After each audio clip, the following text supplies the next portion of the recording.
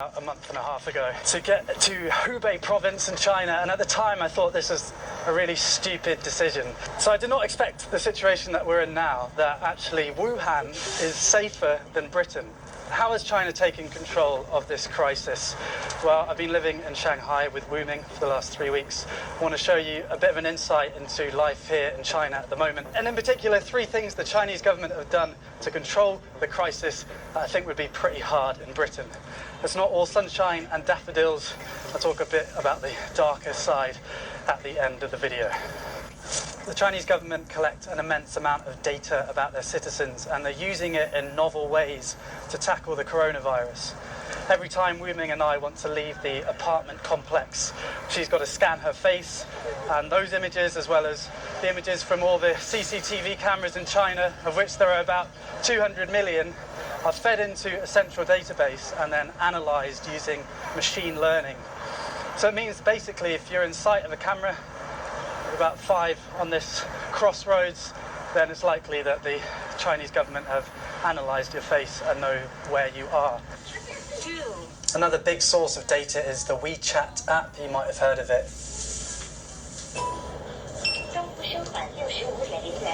So that's WeChat. It's social media and your debit card all rolled into one super app, which is really convenient, but obviously also tracks. So the state know where you are, what you've bought, and what you're saying to friends. That's just the status quo, and the Chinese people generally know about this. The images you see are actually from the state media. But they're using this data to try the highest tech epidemic control ever attempted. So if you get ill in China and you go to a hospital, the hospital will register with the authorities, and the authorities will pull your name down from this big database. And they have an algorithm that will be able to tell you all the different places that you've been in the last 14 days and all the people that you might have been in contact with. So the bread that you bought with the WeChat app, the baker now will be notified that they have to self-quarantine for 14 days. And the people that you were next to on the flight, they now have to self-quarantine for the next 14 days. Every single citizen has a code, red, amber or green. I guess you are yellow. Right. Why? Because you come to Shanghai, not have 14 days. I'm a green. Safe. But if I'm yellow, shouldn't you be yellow? No, just you are yellow. Maybe next week you are green. Good. Some city, only green. You can drive car on the road. If the other colors, you can't drive on the road. Yes. This does seem to be working because you can identify and contain hotspots before they get out of control. And it means that people can continue working if they're not at a risk of contamination, and then self-isolate if they are. We're in Shanghai, which is about 500 kilometers away from Wuhan, and the city's been locked down for months now. I mean, it's beginning to come back to life a bit.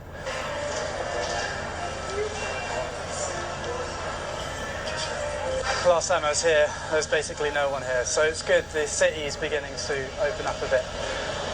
But generally, you're not allowed to eat in the restaurants. You're allowed to buy takeaway, but you're not allowed to sit down and eat. This is Wu Ming's Tai Chi studio. My name is Wu Ming. I'm a Tai Chi teacher.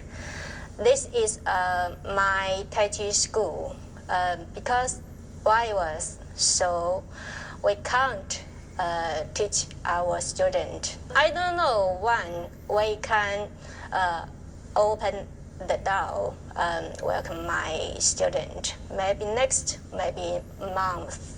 So I'm wait. Somebody give me repeat. The crisis has been a massive cost to the Chinese economy. They've taken the hit early on and hoping to reopen now most of the country. Every single person that comes into China now has to self-quarantine for 2 weeks. So every day I had to fill in this grid with my temperature. I'm just doing it now. 35.7. I don't know if that's low or not, but it's not a fever. and any flight coming into the country is screened. We've been waiting in Shanghai airport for about 2 hours now. We'll get there eventually.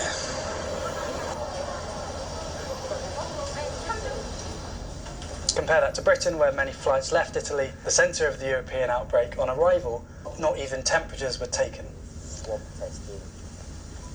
Controls were even tighter in Wuhan and Hubei, where you basically weren't allowed to leave the house, and you could only drive with a special permit. It's been the most aggressive disease control attempt ever in history. And it does seem to be working, because if people stay at home, the only people they can infect are their families, and then the transmission of the virus stops. So complete lockdown, tracing those with the virus with big data, and the glue that holds it all together is the intense promotion of social solidarity. The government have framed this as a people's war against the virus. There does seem to be a coming together of China. For example, 20,000 medical workers flew into Wuhan to help with the crisis. There's moving images of the doctors, both male and female, having their hair cut because supposedly there isn't time to shower.